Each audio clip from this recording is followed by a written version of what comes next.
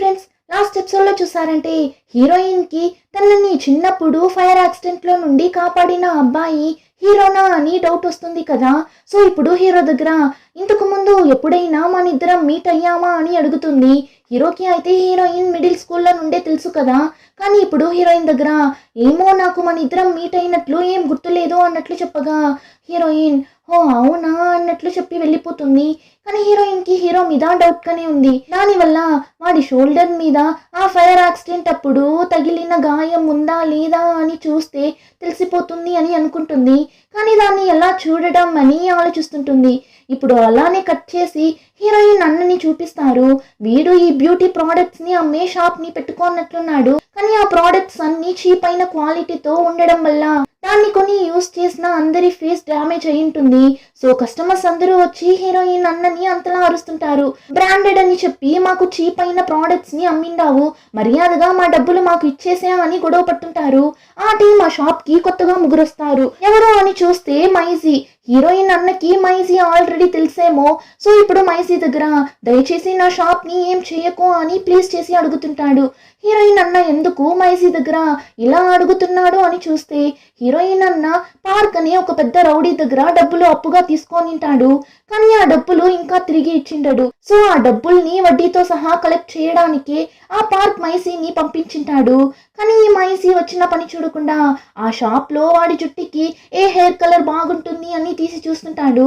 ఆ గ్యాప్ లో హీరోయిన్ అన్న అక్కడ ఉన్న కస్టమర్స్ దగ్గర వీడే నాకు డూప్లికేట్ ప్రోడక్ట్స్ ని అమ్మింది, సో ఏమున్నా మీరు వీడి దగ్గర గొడవ పడండి అని చెప్పి మైజీని వాళ్ళ దగ్గర తగిలించి హీరోయిన్ అన్న అక్కడి నుండి ఎస్కేప్ అయి వెళ్ళిపోతాడు.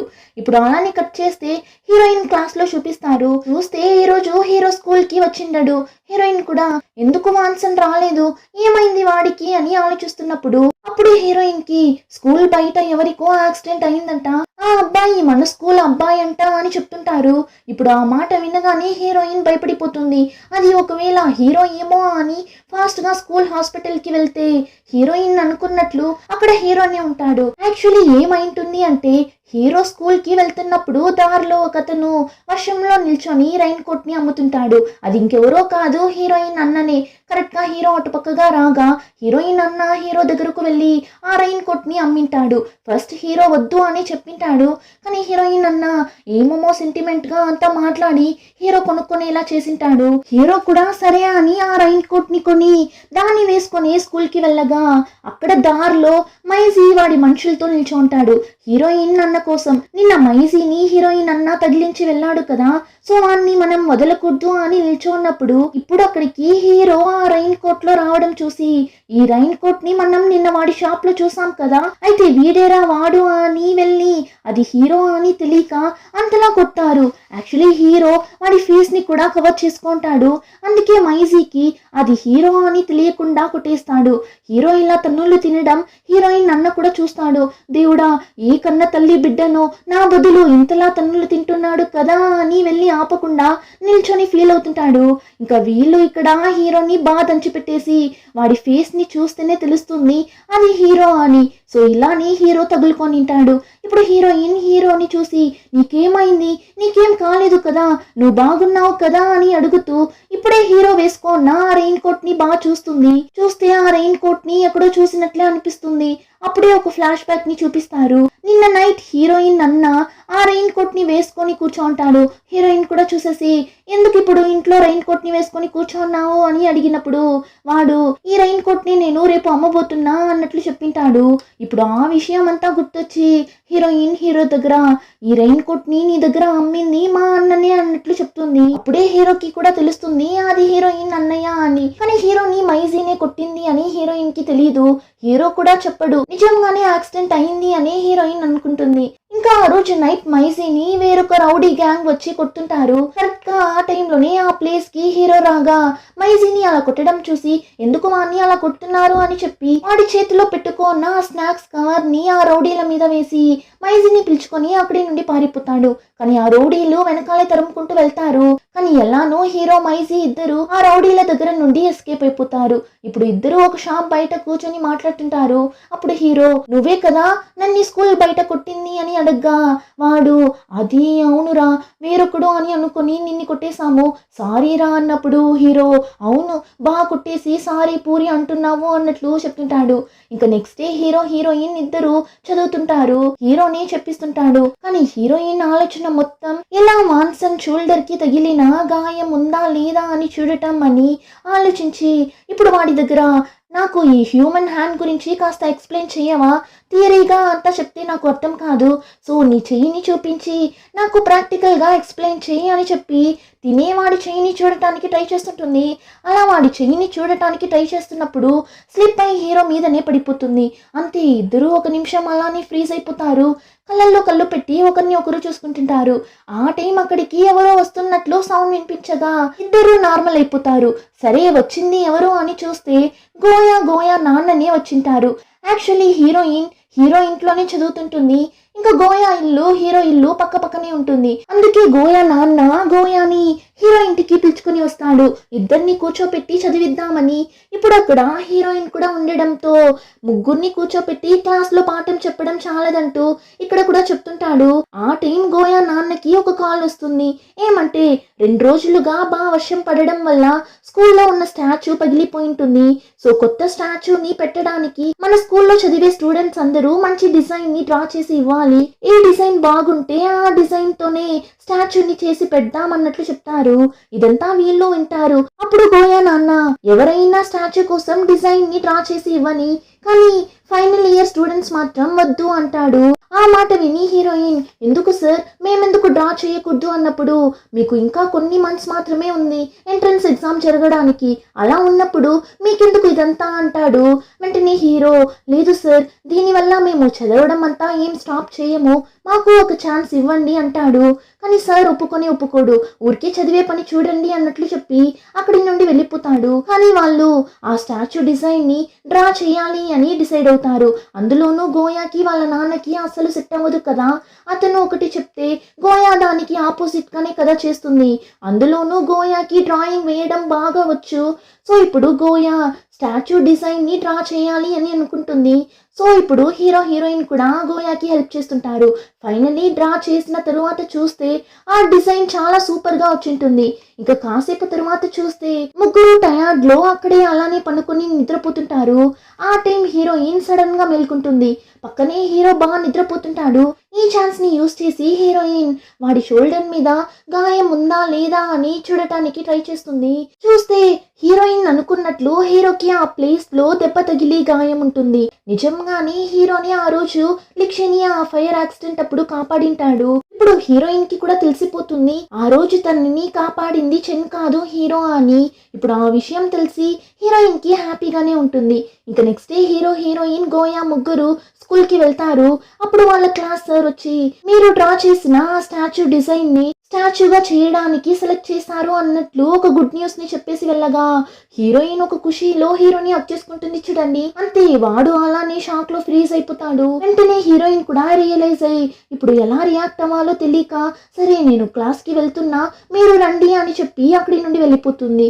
ఇప్పుడు హీరోయిన్ అక్కడి నుండి వెళ్ళిన తరువాత గోయా హీరో దగ్గర నువ్వు ఎప్పుడు తన దగ్గర నీ ఫీలింగ్స్ ని చెప్పబోతున్నావు ఒక పని చేద్దాం ఈ స్టాచ్యూని మన స్కూల్లో పెట్టిన వెంటనే నువ్వు నీ ఫీలింగ్స్ ని లిక్షి దగ్గర చెప్పేసే అన్నట్లు చెప్తుంటుంది. ఇంకా నెక్స్ట్ సీన్ లో గోయా స్టూడెంట్స్ అందరి దగ్గర అసైన్మెంట్ ని కలెక్ట్ చేసి దాన్ని సార్ దగ్గర అంటే వాళ్ళ నాన్న దగ్గర ఇవ్వడానికి స్టాఫ్ రూమ్ కి వెళ్తుంది. ఇప్పుడు దాన్ని వాళ్ళ నాన్న టేబుల్ మీద పెట్టేసి అక్కడి నుండి వెళ్తున్నప్పుడు గోయా నాన్న గోయాని పిలిచి నువ్వు డ్రా చేసిన డిజైన్ ని నేను చూశాను చాలా బాగుంది అంటాడు. వాళ్ళ నాన్న అలా చెప్పడంతో గోయాకి హ్యాపీగానే ఉంది. కానీ ఏం చెప్పకుండా సైలెంట్ గా అక్కడి నుండి వెళ్ళిపోతుంది. ఇంకా స్టాచ్యూని కూడా స్కూల్లో పెట్టేస్తారు. సో ఇప్పుడు గోయా హీరో దగ్గర రే స్టాచ్యూని కూడా పెట్టేశారు సో నువ్వు వెళ్ళి నీ ఫీలింగ్స్ ని తన దగ్గర చెప్పేసే అని గోయా అక్కడి నుండి వెళ్ళిపోతుంది. హీరో కూడా సరే ఎలా అయినా లిక్షి దగ్గర నా మనసులోని మాట చెప్పేయాలి అని అనుకుంటాడు. కానీ ఆ టైం హీరోయిన్ దూరంలో ఆ రెడ్ కలర్ జుట్టుని చూస్తుంది. ఆ వీడియోలో రెడ్ కలర్ జుట్టోడే కదా హీరోని కొట్టింటాడు. కానీ ఇప్పుడు అది ఎవరు అని చూస్తే మైజీ. అయితే మైజీ వల్లనేనా మాన్సన్ చనిపోయింది అని హీరోయిన్ అంతలా షాక్ అయి చూస్తుంటుంది. ఇప్పుడు ఆ మైజీ హీరోని ఏం చేస్తాడో ఏమో అని దాని గురించి ఆలోచిస్తూ నిల్చో ఉన్నప్పుడు సడన్ గా హీరోయిన్ పైన అక్కడ ఉన్న టేబుల్ చైర్ అంతా పడేలా రాగా కరెక్ట్ గా హీరో చూసేసి లక్ష్మిని దూరంగా లాగి కాపాడేస్తాడు. ఇప్పుడు హీరోయిన్ నన్ను కాపాడినందుకు థ్యాంక్స్. ఇప్పటి వరకు నువ్వు నన్ను 3 సార్లు కాపాడావు. ఏం చూస్తున్నావు? ఆ రోజు బాస్కెట్ బాల్ మ్యాచ్ అప్పుడు సెకండ్ టైం, ఇప్పుడు థర్డ్ టైం, ఫస్ట్ టైం ఎప్పుడు అని కదా ఆలోచిస్తున్నావు. ఫైర్ యాక్సిడెంట్ అప్పుడు నన్ను కాపాడింది నువ్వే అని నేను కనిపెట్టేశాను. ఇన్ని రోజులుగా చెన్ అని నేనే తప్పుగా అనుకున్నా అన్నట్లు చెప్పగా హీరోకి హ్యాపీగా ఉంటుంది. పర్లేదు, లిక్షికి ఇప్పుడైనా గుర్తొచ్చిందే అని. ఇప్పుడు హీరోయిన్ హీరో దగ్గర మాట్లాడిన తరువాత నేరుగా మైసీ ఉన్న ప్లేస్ కి వెళ్తుంది. కానీ అక్కడ మైసీ లేడు. వాడి దగ్గర గొడవ పడటానికే వెళ్ళింటుంది. కానీ మైసీ లేకపోవడంతో అక్కడి నుండి వెళ్తున్నప్పుడు అక్కడ వాళ్ళ స్కూల్ షర్ట్ ఒకటి రక్తపు మరకతో ఉండటం చూస్తుంది. ఏంటిది, మన స్కూల్ షర్ట్ ఇక్కడ ఉంది, అందులోనూ షర్ట్ అంతా బ్లడ్ అయి ఉంది అని షర్ట్ ని బాగా చూస్తే దాని మీద హీరో పేరుంది. మాన్సన్ షర్ట్ ఎందుకు ఇలా బ్లడ్ అంతా అంటుకొని ఇక్కడ ఉంది అని ఆలోచిస్తూ నిల్చోన్నప్పుడు అటు సైడ్ గా వచ్చిన ఒకడు లిక్షి అక్కడ నిల్చోండడం చూసేసి తను దొంగతనం చేయడానికి వచ్చిందేమో అని లిక్షిని వెళ్ళనివ్వకుండా పట్టుకుంటాడు. లిక్షి వాడి దగ్గర నుండి తప్పించుకోవడానికి ట్రై చేస్తుంది. కానీ వాడు అస్సలు వదలడం లేదు. కానీ ఆ టైంకి అక్కడ కరెక్ట్ గా చెన్ రాగా లిక్షిని వాడి దగ్గర నుండి కాపాడి ఇద్దరు ఆ ప్లేస్ లో నుండి ఎస్కేప్ అయి వెళ్ళిపోతారు. ఇంకా ఇద్దరు ఒక ప్లేస్ లో కూర్చొని మాట్లాడుతుంటారు. అప్పుడు హీరోయిన్ చెన్ దగ్గర నేను ఒకప్పుడు ఎందుకు నీ వెనకాలి తిరుగుతున్నా అని నీకు తెలుసా అని అడగ్గా వాణ్ణి చూసారంటే ఎందుకంటే నేను హ్యాండ్సమ్ గా ఉన్నాను, బాగా బాస్కెట్ బాల్ ఆడుతాను, అందుకే నేను నచ్చి నా వెనకాల తిరిగింటావు అన్నప్పుడు అలా అంతా ఏం లేదు, చిన్నప్పుడు నువ్వే నా ప్రాణాలు కాపాడావు అని నీ చేతికి ఉన్న గాయాన్ని చూసి నేనే అనుకున్నా, అందుకే నువ్వు నచ్చి నేను నీ వెనకాల తిరిగాను. కానీ ఆ తర్వాతనే తెలిసింది నన్ను కాపాడింది నువ్వు కాదు మాన్సన్ అని అన్నట్లు చెప్పగా చెన్ ఫేసే డల్ గా అయిపోతుంది. అయినా లిక్షి దగ్గర కానీ నేను ఈరోజు నిన్ను కాపాడాను కదా, సో నువ్వు ముందులా నన్ను లవ్ చేయొచ్చు కదా అని అడగ్గా హీరోయిన్ లేదు, అది సెట్ అవ్వదు, అయినా నువ్వు అనుకున్నట్లు మన ఫ్యూచర్ ఉండదు, ఇప్పుడు నేను నీకు అర్థమయ్యేలా చెప్పలేను, ఫ్యూచర్ లో నీకే అర్థమవుతుంది అన్నట్లు చెప్పి హీరోయిన్ అక్కడి నుండి వెళ్ళిపోతుంది. ఇంకా నెక్స్ట్ డే హీరోని చూసారంటే ఒక పింక్ కలర్ బ్యాండ్ ని చేతిలో పెట్టుకొని దాన్ని చూస్తూ కూర్చోంటాడు. ఆ టైం అక్కడికి మైసీ వస్తాడు. నువ్వేంటి ఇక్కడ అని హీరో అడగ్గా నువ్వే కదా చెప్పావు నీకు ఎప్పుడైనా బోర్గా ఉంటే మా ఇంటికి రా అని, అందుకే వచ్చాను అని చెప్పి మైసీ మాట్లాడుతూ ఉన్నప్పుడు అక్కడ టేబుల్ మీద ఆ పింక్ కలర్ బ్యాండ్ ని చూస్తాడు. ఏంట్రా అమ్మాయిలు వేసుకునే బ్యాండ్ అంతా పెట్టుకున్నావు అని హీరో మీద ఫన్ చేయగా హీరో అదంతా ఏం లేదు, ఆ బ్యాండ్ ని ఇలా ఇవ్వు అని దాన్ని మైసీ దగ్గర నుండి తీసుకోవడానికి ట్రై చేస్తాడు. అప్పుడు మైసీ ఓ ఇది ఆ అమ్మాయికి ఇవ్వడానికి కొన్నావా, చెప్పు ఇప్పుడు మీ ఇద్దరి స్టోరీ ఎంతవరకు వచ్చింది అన్నట్లు అడగా హీరో అంతా ఎప్పటిలానే నార్మల్ గానే ఉంది అన్నప్పుడు మైసీ ఏంట్రా చెప్తున్నావు, సరే నేను ఒక ఐడియా చెప్పనా, మనం అందరం కలిసి ఔటింగ్ వెళ్దాం, ఆ అమ్మాయిని కూడా పిలుచుకొని రా, అక్కడ నువ్వు ఆ అమ్మాయి దగ్గర ప్రపోజ్ చేసే అన్నట్లు ఐడియా ఇవ్వగా హీరోకి కూడా ఐడియా నచ్చి ఓకే నేను ట్రై చేస్తాను అంటాడు. ఇక నెక్స్ట్ సీన్ లో హీరో హీరోయిన్ గోయా ఇంకా హీరోయిన్ ఫ్రెండ్ లిన్ అందరూ ఒక ప్లేస్ లో మీట్ అవుతారు. అప్పుడు గోయా మనకి న్యూ ఇయర్ హాలిడేస్ రాబోతుంది కదా ఏంటి ప్లాన్ అన్నట్లు అడగ్గా హీరో ఇదే ఛాన్స్ అని, నాకు ఒక ప్లేస్ తెలుసు మనం అక్కడికి క్యాంపెయిన్ వెళ్దామా అని వాడు హీరోయిన్ ని చూసి అడుగుతుంటాడు.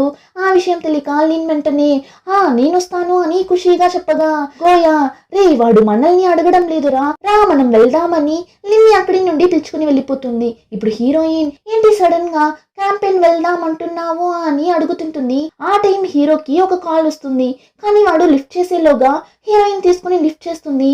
ఎవరు కాల్ చేసింది అని చూస్తే మైజీని కాల్ చేసింటాడు. వాడిప్పుడు ఏంటి క్యాంపెయిన్ వెళ్ళడానికి రెడీనా అన్నట్లు అడుగుతాడు. అంతే హీరోయిన్ ఆల్రెడీ మైసీ మీద చాలా కోపంగా ఉంటుంది.